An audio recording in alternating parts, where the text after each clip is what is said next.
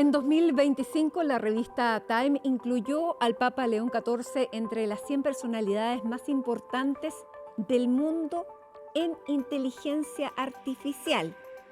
No fue una casualidad. Solo habían pasado 8 días desde su nombramiento hasta que habló por primera vez de esa tecnología, si lo podemos llamar de esa manera.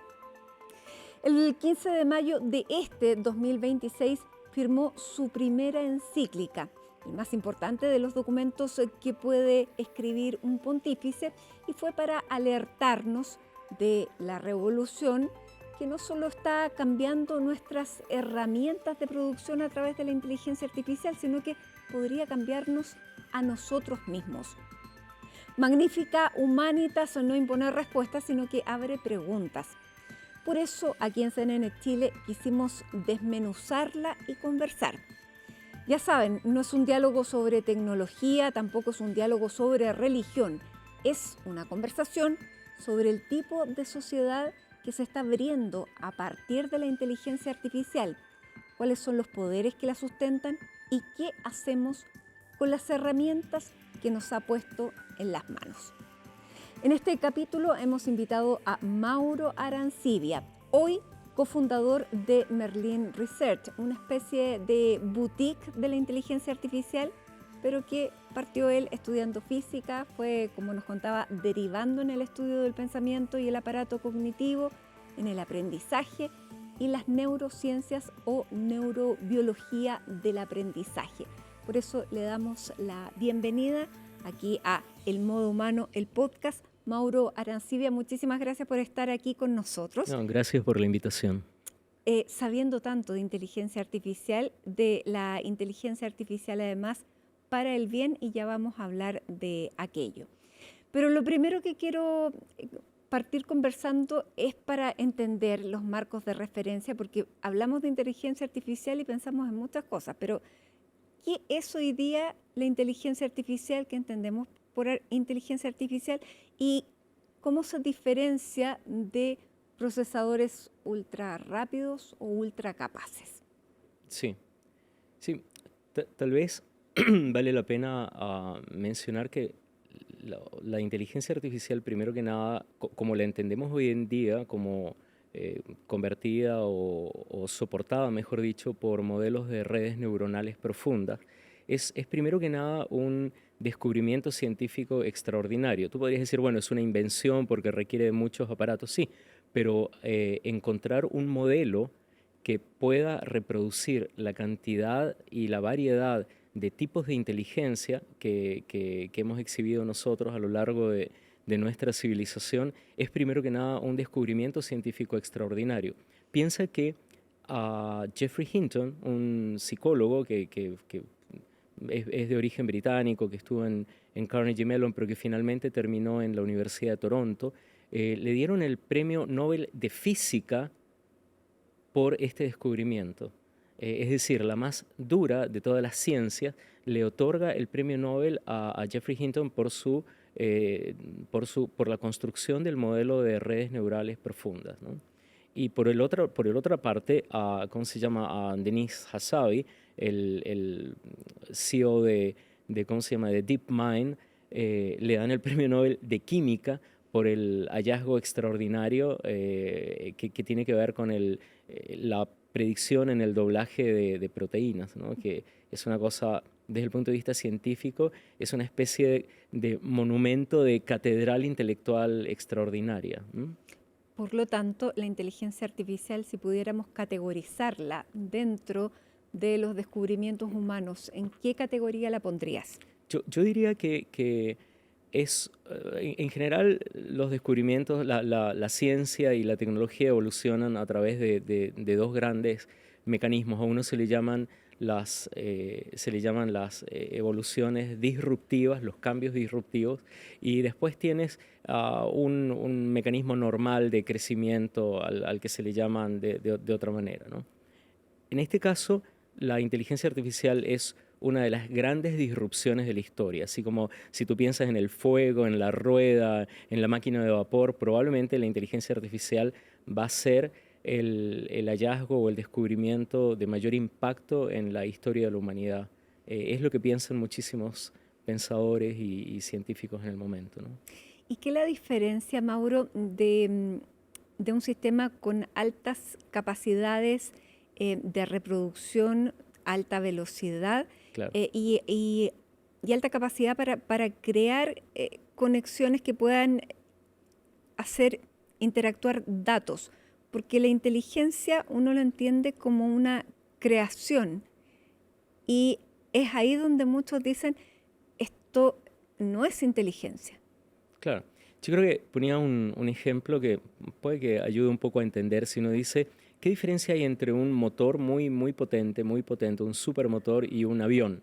Yo te diría, bueno, el motor puede efectivamente generar mucha fuerza, pero tú requieres de otros conocimientos de la física que se terminan convirtiendo en aerodinámica, y si tú haces que algo vuele, algo que sea más pesado que el aire pueda volar, estás descubriendo algo nuevo. Tú dices, bueno, pero tiene que ver con el motor. Sí, si le pones el motor, eso va a volar muchísimo más rápido, muchísimo más fuerte, va a poder soportar muchísimo más peso, pero son dos cosas, son dos categorías distintas. La computación, como dices, como tienes claro tú, había venido evolucionando con cada vez mayor capacidad de cómputo, pero esta capacidad de cómputo estaba siempre vinculada a una cosa que llamamos algoritmos estáticos. Son como recetas de cocina, como las grandes calculadoras donde tú vas diciendo qué es lo que va a pasar y lo que debe ocurrir ocurre cada vez más rápido, de manera más potenciada por las capacidades de memoria, etcétera, etcétera.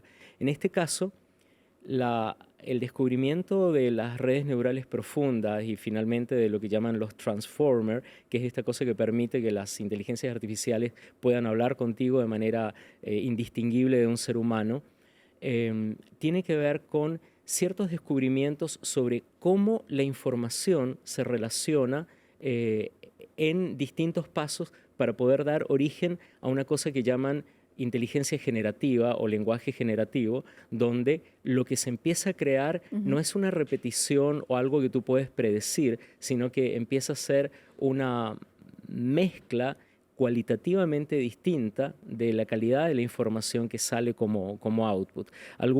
Esto hay teóricos a favor y en contra, pero a esto le llaman fenómenos básicamente de tipo generativos en algunos casos, y en algunos otros casos se refieren a esto como fenómenos emergentes, como donde la suma de todos los elementos previos no permite saber cuál va a ser el resultado que te va a dar, ¿no? Un poco como esto que pasa cuando tú dices, bueno, una hormiguita puede hacer A, B, C y otra hormiguita puede ser A, B, C, pero cuando de repente las ves trabajando juntas crean un hormiguero que es maravilloso, que parece una catedral gótica. Bueno, a eso es lo que los filósofos de la ciencia llaman fenómenos emergentes. Hay quienes están de acuerdo con esa manera de explicarlo y otros que no, pero es una buena descripción de lo que la inteligencia artificial es hoy en día a nuestras capacidades. Para entender la preocupación que ha generado a nivel mundial, tenemos también que estar conscientes de cuál es el nivel de desarrollo que ha llegado la inteligencia artificial. ¿En qué estatus o en qué estadio de desarrollo está hoy? ¿De qué es capaz? Sí, yo odio las clasificaciones así estáticas, pero hoy en día estamos muy en el borde, según todos los especialistas, qué sé yo, el CEO de Anthropic, Darío Amodei, o según Jeffrey Hinton, o según Demis Hassabis. Digo estos nombres para que la gente de repente pueda tener algunas referencias, ¿no? O Sam Altman. De acuerdo a estas especies de titanes de lo que es la inteligencia artificial hoy en día, estamos en el borde de lo que se llama las AGI, la inteligencia artificial general. Esto significa que cualquier elemento del conocimiento humano va a ser superado por la inteligencia que lo está ejecutando. Denis Hassabis se ha planteado un experimento mental buenísimo. Él decía, yo voy a pensar que tenemos una inteligencia artificial general cuando yo le pueda dar a una inteligencia toda la información que había hasta 1900 y esa inteligencia sea capaz de lanzar por sí sola la teoría de la relatividad. En ese momento, dice Hassabis, podríamos pensar que la inteligencia está en el nivel de creatividad del nivel humano. Bueno, por el momento las cosas que están entregándose o los grandes breakthroughs que se están produciendo producto de la inteligencia artificial ya son bastante impactantes, pero se calcula que estamos a años, algunos dicen que a 2 años, otros dicen que a 5 años de este momento. Luego de ese estadio se habla de la superinteligencia. Se dice que vamos a entrar en una etapa en la que la inteligencia artificial va a ser más inteligente que que la inteligencia de todos los seres humanos juntos, que los 8.000 millones de seres humanos puestos en conjunto no van a poder ser tan inteligentes como esta superinteligencia.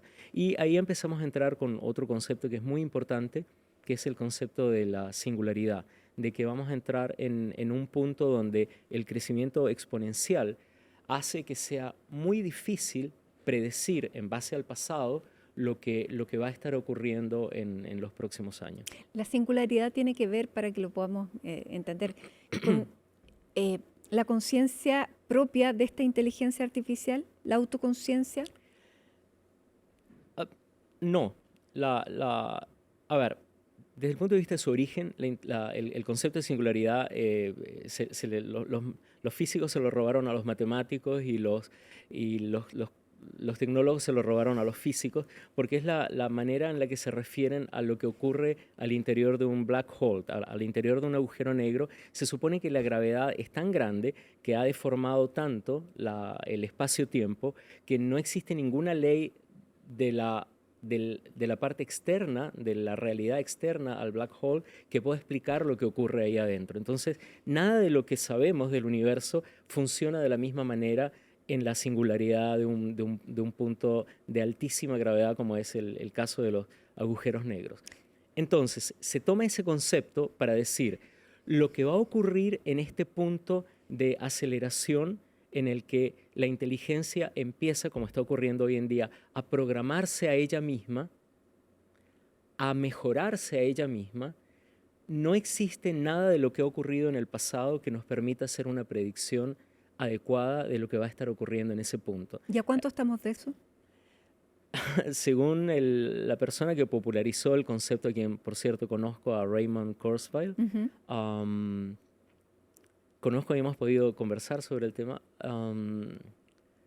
él dice que el punto de singularidad ocurre en el 2046, que estamos en la rodilla de la curva, es decir, en nada de tiempo.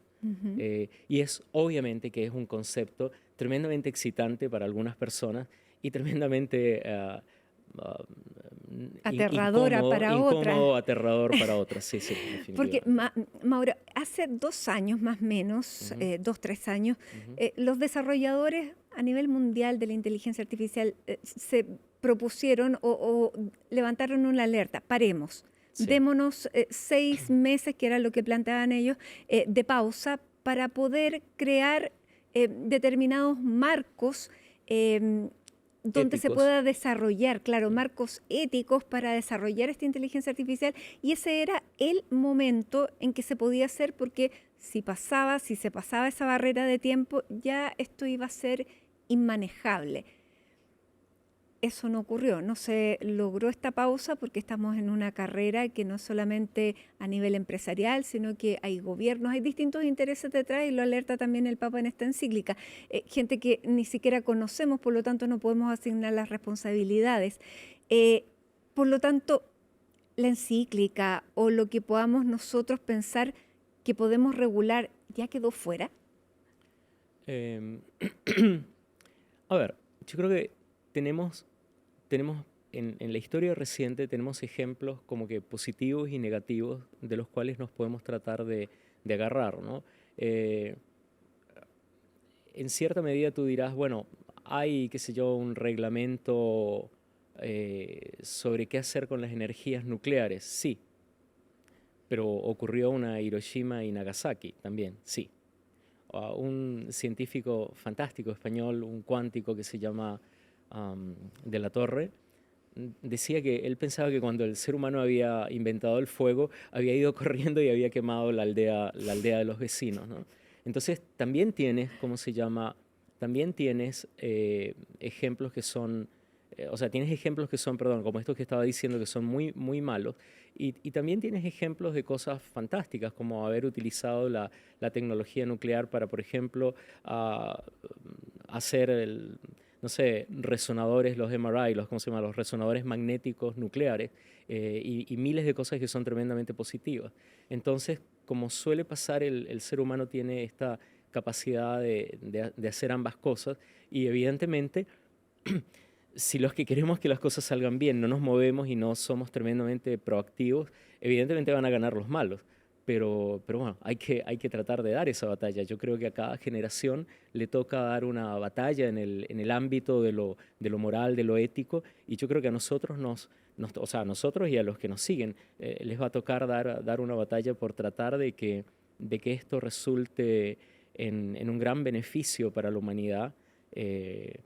Y probablemente en ese sentido la encíclica es maravillosa, en el sentido de decir, no seas tan ingenuo de pensar que la tecnología sola va a arreglarlo todo por sí misma. Hacen falta guías morales. Otra cosa es que uno esté de acuerdo o no con las guías morales o las guías que plantea la Iglesia. La Iglesia tal vez no es la institución mejor arropada para temas que Sin son duda. científicos. Desde la detención, decía yo, de Galileo en el siglo XVII, tiene algunos hechos que no la acreditan como la mejor institución para eso, pero bueno, da lo mismo. Desde el punto de vista, si lo analizas no como institución, sino como persona, el planteo que hace el Papa, en muchos sentidos es tremendamente emocionante. Pero creo que no aplica solo al problema de la inteligencia artificial. Yo creo que aplica prácticamente a cualquier cosa que tú consideres un bien público. Es decir, cuando él llama a que la inteligencia artificial sea accedida de manera justa, de manera equitativa, y yo te pregunto, ¿hay algún bien público que es accedido de manera justa y equitativa? El aire en la ciudad que vivimos se distribuye de manera justa y equitativa. La educación se distribuye de manera, la alimentación o la salud se distribuye de manera justa y equitativa. No. Entonces, probablemente el llamado del Papa es un llamado que le corresponde a él hacerlo, a un problema moral y ético que tiene que ver con nuestra sociedad, con la manera en la que nos organizamos, ¿no? Pero no llega tarde.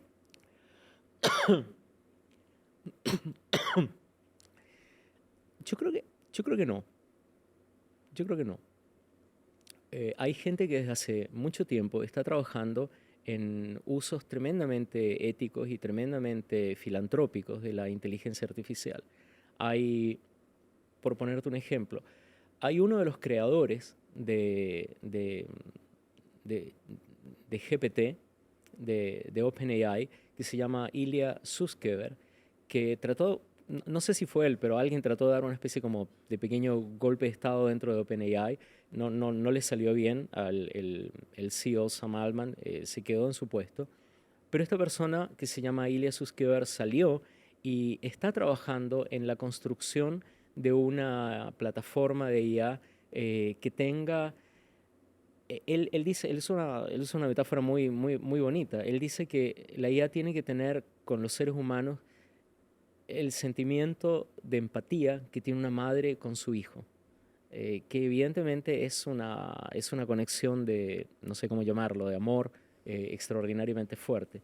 Y él está trabajando fuertemente en esto y es, sin la menor duda, uno de los genios absolutamente reconocidos mundialmente, en quien hay depositada muchísima esperanza. Ujú. Vamos a hacer una pausa, Mauro, para seguir conversando Seguro. en este podcast El Modo Humano, que quisimos llamar para conversar sobre esta encíclica, sobre las alertas, pero sobre todo sobre todas las potencialidades que se nos abren em, delante de nosotros, que se nos están abriendo y de las que queremos conocer contigo un poco más. Así que hacemos Gracias. una pausa en este podcast y ya volvemos con más.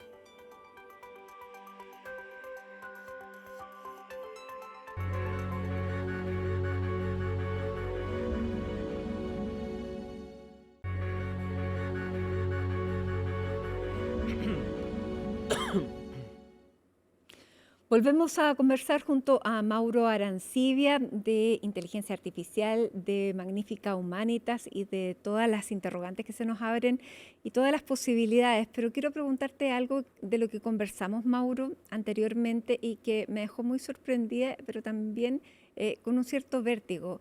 Cuando yo te preguntaba en cuanto herramienta la inteligencia artificial, Y tú me decías, probablemente no sea posible ya más llamarla una herramienta. ¿Por qué? Sí. Hay un cierto acuerdo entre muchos pensadores que esta es una herramienta que puede tomar decisiones por sí misma, que puede aprender por sí misma. Y si tú te imaginas la herramienta como aquello que usa alguien para hacer algo, en este caso la inteligencia artificial podría ser ese alguien, ¿me explico? Entonces, hay cierto acuerdo en que si es que fuera una herramienta, tiene características que la hacen cualitativamente distinta a cualquier otra de las herramientas que hayamos conocido.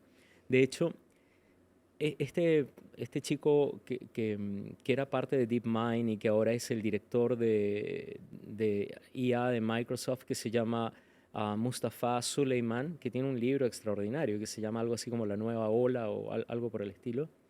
Ah, Él contaba que desayunando con su sobrinito había llegado a la conclusión de que la definición para la IA es que es una nueva especie, no de bases biológicas, sino de base digital, pero que es una nueva especie y que la evolución que va a tener es una evolución vertiginosa y que va a implicar que vamos a tener que convivir distintas especies, así como convivimos con diferentes especies del reino animal, probablemente vamos a tener que convivir con una nueva especie que es de un reino que habrá que definir ad hoc, digamos. Que yo pensaba que tal vez lo único que en que va a tener una carencia, a lo mejor no, es que necesita una fuente de energía Sí, nosotros externa. también necesitamos una fuente de energía. Claro, Cada vez que comemos, eh, estamos utilizando digamos, el metabolismo es básicamente el proceso mediante el cual logramos obtener la energía para seguir viviendo. Lo que ocurre es que en los cuerpos biológicos es extraordinariamente eficiente. Nuestro cerebro funciona, no sé si con 30 vatios, una cosa así. Y cuando lo comparas con lo que cuesta la energía de un gran CPU, es extraordinariamente más eficiente. Pero no es diferente en y no eso. es imposible tampoco. No, no, para nada. Ya, por lo Mm. tanto, eh, el Papa plantea que es necesario mantenernos humanos. Y yo me pregunto cuánto es posible cuando estamos hablando de transhumanismo, de posthumanismo, cuando ya una prótesis nos hace no seguir perteneciendo tal vez puramente a la especie, lo digo bastante burdamente, pero Elon Musk, que se acaba de convertir en el billonario en bolsa, lo que quiere sorprendernos dentro de algunos días más es con un nuevo chip, probablemente que se pueda insertar en el cerebro, no sabemos si ya lo insertó o no, pero vamos a también dentro de nosotros mismos a una especie distinta. ¿Nos podemos mantener humanos tal como nos conocemos? Sí, la, prácticamente la definición del singularity involucra el concepto de transhumanismo entendido como que hasta ahora eh, los eslabones evolutivos han sido producto del azar y del ambiente y de la naturaleza, y ahora por primera vez digamos que podríamos nosotros tener cierto control sobre lo que podría ser nuestro próximo eslabón evolutivo. Yo te diría que todo depende de cuáles sean los objetivos que nos planteamos, ¿no? Eh, yo creo que te contaba que yo, no sé, no mucho, hago poquito, pero hago 10 kilómetros de bicicleta en línea horizontal. Y si yo quisiera hacer esa misma en línea vertical, ya no puedo porque a los 10 kilómetros me faltaría oxígeno, probablemente la falta de presión no haría que funcionara bien. Como especie, somos tremendamente vulnerables y si los objetivos que nos planteamos como civilización es, por ejemplo, conquistar el espacio o es, por ejemplo, ¿cómo se llama? Tener un backup de nosotros mismos para alguno de esos asteroides que producen extinciones masivas en la naturaleza, probablemente tenga todo el sentido del mundo el pensar en algunas estrategias que delinea muy bien el transhumanismo. Si por otra parte, no sé, te planteas como objetivo, y yo creo que las dimensiones de tiempo hacen que estas ideas se puedan ver con una perspectiva correcta. Ujú.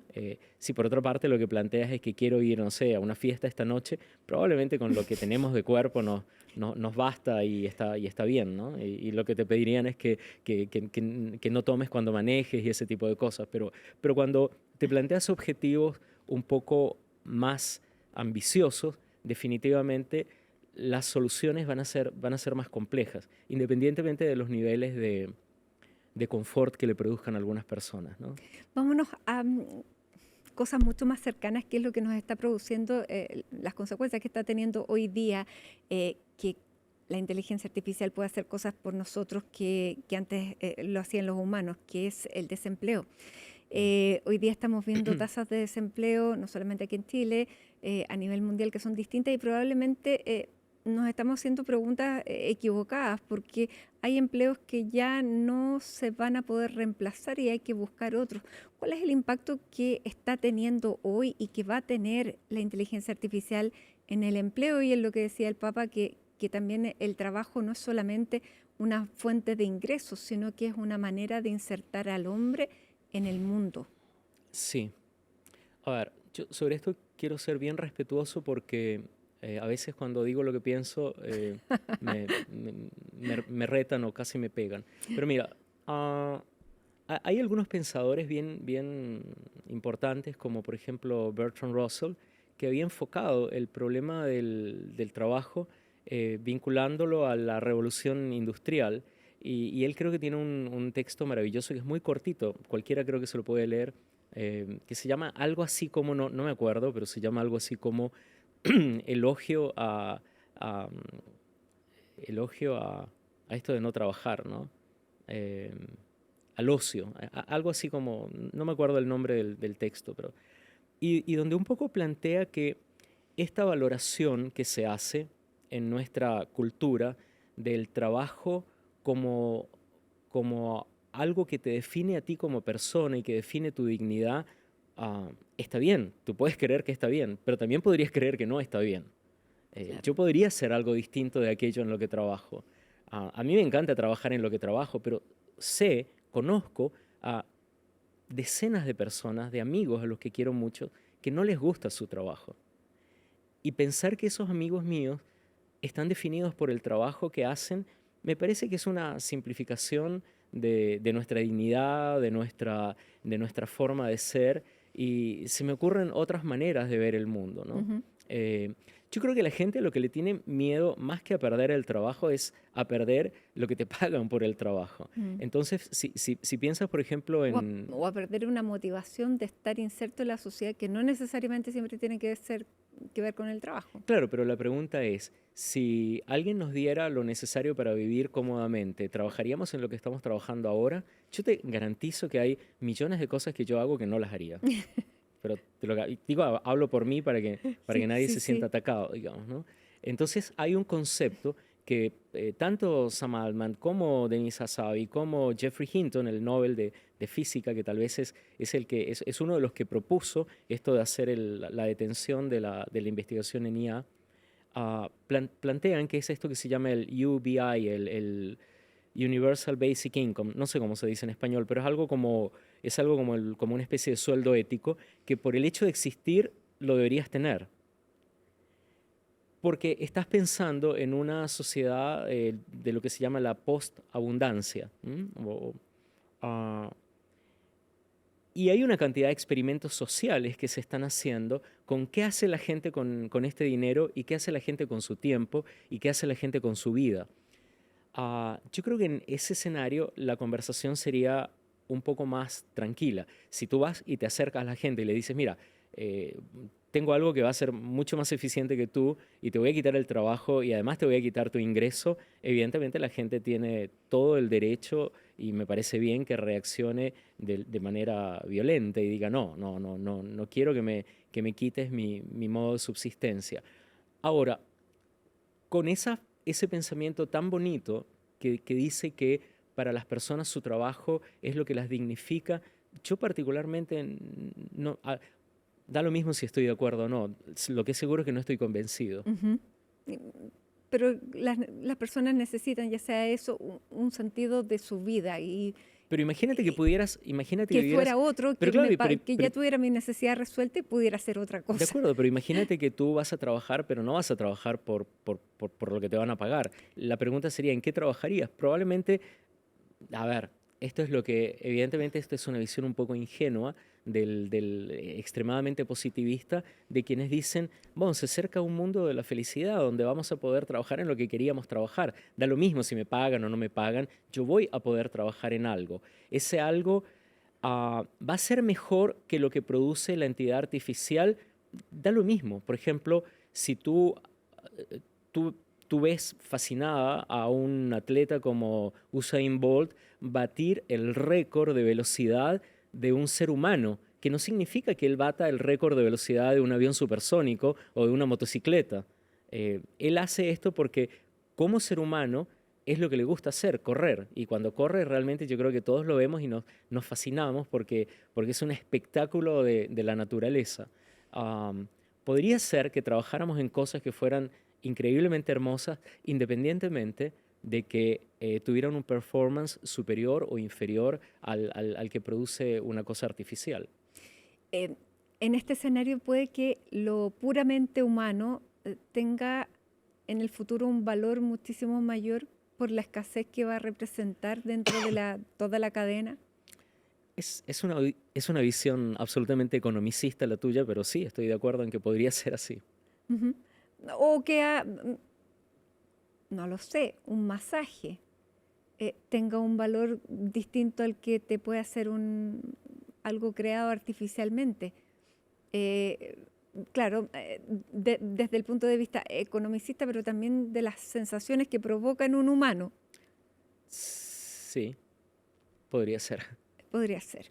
Bueno, pero hablemos también de las cosas que hoy nos está resolviendo verdaderamente problemas, porque Sí. nos está creando muchos problemas y ya sabemos, nos está polarizando, está creando cosas de las que no sabemos hoy día distinguir probablemente si son reales o no, y cada vez eso va a interferir más en el modo de cómo nos relacionamos, ¿sí o no?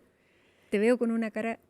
Mira, sí, yo discutía con un editor que tiene un medio de comunicación, supongo que no lo puedo decir, pero un medio de comunicación muy importante. Conversábamos sobre el tema de la verdad, lo que es verdad y lo que no es verdad. Y yo no estoy seguro, no estoy seguro, la verdad es que cada día estoy poco seguro de más cosas, pero em, yo no estoy seguro de que el problema de la verdad con la inteligencia artificial sea el problema de fondo. ¿M? Eh, yo creo que comentaba que yo tenía un amiguito cuando era niño que me decía que sus padres lo habían enseñado a rezar en las noches y a hablar con Dios y a preguntarle lo que era bueno de lo que era malo. Y a todos nos parecía una muy bonita actividad. Sin embargo, si es verdad o no es verdad, no existen evidencias científicas muy fuertes en favor de que Dios existe y de que esa persona con la que hablaba el niño estuviera en algún lugar y le pudiera dar ciertas instrucciones. O el papá que pone los regalos debajo del árbol de Navidad o ese tipo de cosas, que siempre puede decir que lo hace guiado por lo que Santa Claus le está indicando y estaría bien. Son todas imágenes muy bonitas, pero no nos producen miedo, no nos producen terror. A mí no me queda claro por qué cuando tú hablas con una inteligencia artificial, que probablemente puede que tenga sesgos, igual que las enciclopedias, igual que cualquier cosa, pero estás hablando con algo que sintetiza toda la información de la que tenemos, que está escrita por la historia, por nuestra civilización, ¿por qué eso produce tanta aversión en algunas personas? Por No el creo. sesgo que pueda tener y porque no sabemos quién es la persona que es responsable detrás, que es lo que también se plantea en este documento. Pero ¿quiénes son las personas que son responsables de las religiones en las que hemos creído? Da lo mismo si eres musulmana, si eres cristiana, si eres Ujú. católica. No tienen sesgos. Tienen todos los sesgos, pero uno Ah, sabe cuál es más o menos el sesgo. ajá. Tú dices, ya, me parece bien. Tú dices, en estas otras podrían ser interpretadas como Sí, verdades absolutas y en las cuales desconoces cuál es el sesgo. desconozco el sesgo y desconozco la intención del interés que creó ese Tienes, desarrollador. creo que, a ver, técnicamente no me parece que sea complejo resolverlo, pero Ujú. evidentemente hay un elemento de transparencia que tendría que Claro, formar parte claro. de la reglamentación o de la normativa que debería regular este tipo de cosas. Evidentemente, cualquier IA ¿cómo se llama? Que lance Elon Musk al mercado le va a producir todo tipo de escalofríos a la gente que lo recibe, sin Sin duda. duda que sí. Claro. Por ahí va Sí, a lo que me refería un poco en el fondo, más allá de las anécdotas, es que el problema de los sesgos es inherente al problema de lo subjetivo, de la creación de conocimiento y de información, y no es un problema de la inteligencia así artificial ni es, nuevo, así es un es. problema, digamos, si ¿no te parece sorprendente la correlación que hay entre que una mamá católica tiene un hijo católico que tiene un nieto católico y pasa lo mismo con los... A veces es una correlación, no es una relación de causa-efecto definitiva, pero Richard Dawkins habla mucho sobre esto, ¿no? Sobre lo que llaman los memes, que son estas unidades de información que van influyendo sin que tú lo sepas, sin que tú seas del todo consciente, pero influyen definitivamente en los elementos que te hacen tomar decisiones de un tipo o tomar Así decisiones es, de otro, ¿no? así es. Vámonos a los problemas que hoy nos está resolviendo la inteligencia artificial, porque nos está resolviendo muchísimos problemas, sobre todo en temas de sanitarios, en temas medioambientales y donde lo que tú has desarrollado eh, tiene un sentido y una línea em, que sigue no sé si podríamos llamarla una ética, que es de la inteligencia artificial para el bien, porque Correcto. está definido, determinado, hay ciertos códigos y tú sigues esa línea. Primero cuéntanos cómo sigues esa línea a través de, de- de tu desarrollador que es Merlin Research para poder tener un poco la idea de los niveles en que se puede trabajar desde el tuyo, que no es lo más pequeño, sino que es un desarrollador más o menos importante. Sí, bueno, primero el concepto de hacer que la inteligencia artificial actúe vinculada al bien se le llama, en la literatura se le llama el problema de la alineación, el problema de alinear los objetivos humanos con los objetivos de la inteligencia artificial. Hay cualquier cantidad de literatura y hay filósofos que son, como origen son físicos, pero son hoy en día filósofos, como el caso de Nick Bostrom, que realmente vale la pena estudiarlo porque hace genera una cantidad de limitaciones que creo que son de gran utilidad para el mundo de los responsables de hacer las leyes y de reglamentar los teóricos del derecho y ese tipo de cosas, ¿no? Entonces no es que es un invento así como que uno dice desde la nada voy a ver qué funciona bien y qué funciona mal. Hay una cantidad de teóricos muy buenos trabajando en ese tema. Am, Sin embargo, también a nivel práctico hay algunas unidades, hay algunos labs. Por ejemplo, Microsoft tiene un lab que entiendo que está vinculado a Anthropic, es decir, va más allá de las competencias que puede haber entre empresas, un lab que se llama AI for Good, que lo dirige un chico uruguayo que es muy, muy inteligente, que se llama Juan Lavista. Yo lo conocí gracias a un amigo ejecutivo de Microsoft que ya no está ahí, pero trabajaba ahí, que se llama Wilson Pais, que trabaja con mucha gente acá en Chile y en general en América Latina. Y esta gente tiene un lab que se llama AI for Good, que es inteligencia artificial para el bien, y tiene un libro que acaba de lanzar que tiene decenas de aplicaciones que no importa la vuelta que le des, no importa que se lo lleves al Papa o que se lo lleves a quien sea, todo el mundo va a reconocer que es una aplicación de inteligencia artificial para resolver terribles problemas que tenemos en nuestra sociedad, en el ámbito de la salud, en el ámbito del ambiente, en el ámbito de la producción energética, limpia, no contaminante, etcétera, etcétera.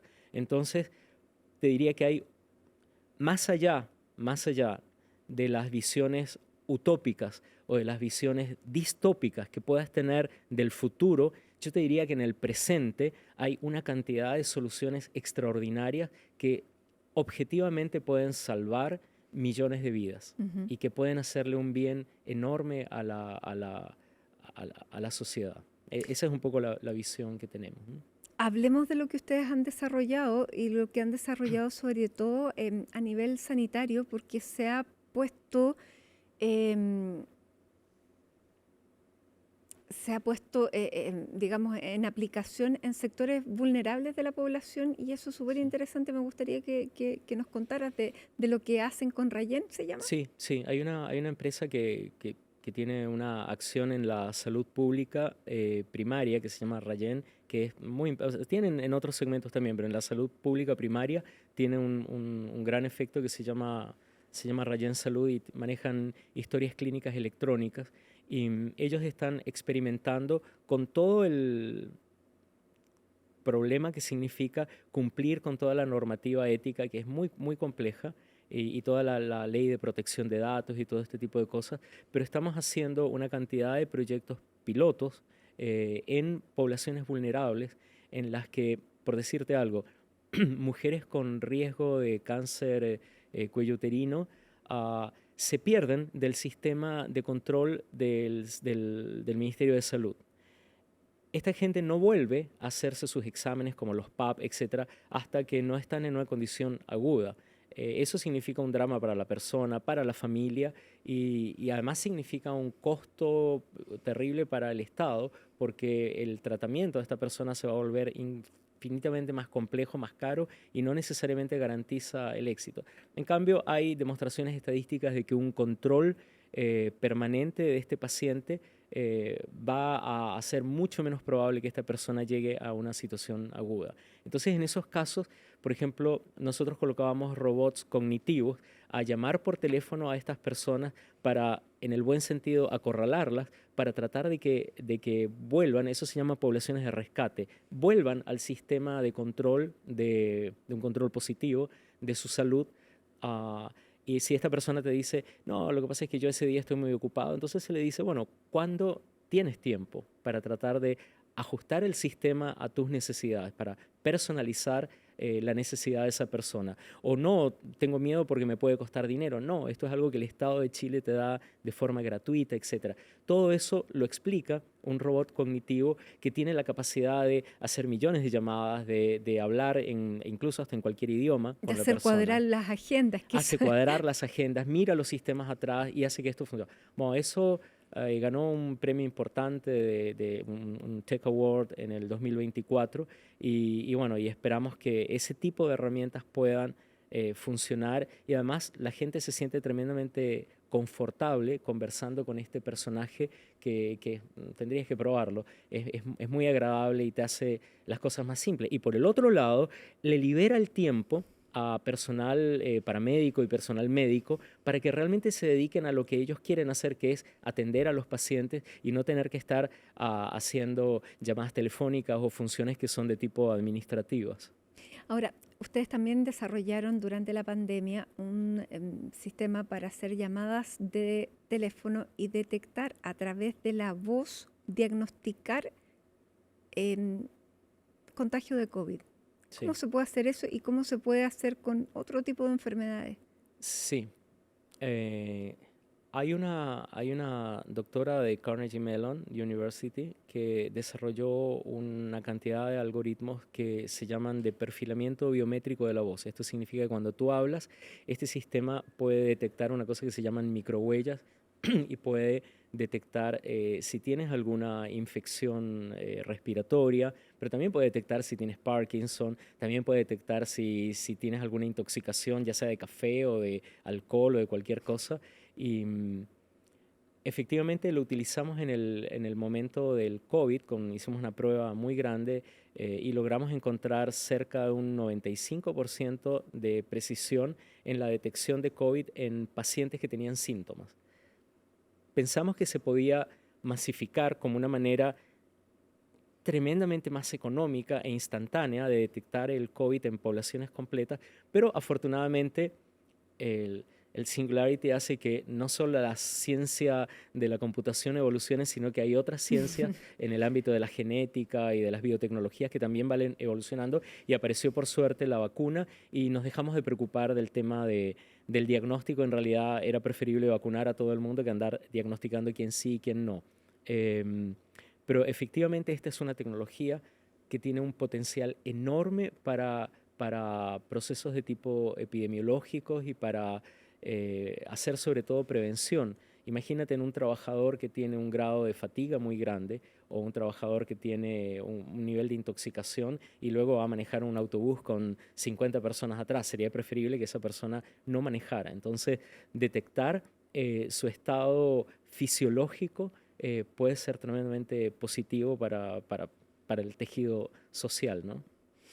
Mauro, se nos está acabando el tiempo, pero mientras te escuchaba y luego de todo lo que hemos conversado, me preguntaba, tú que desarrollaste este Merlin Research, eres cofundador junto a tus hermanos y también hay otras personas detrás, y se te abren esta infinita cantidad de posibilidades y cada vez se abren más.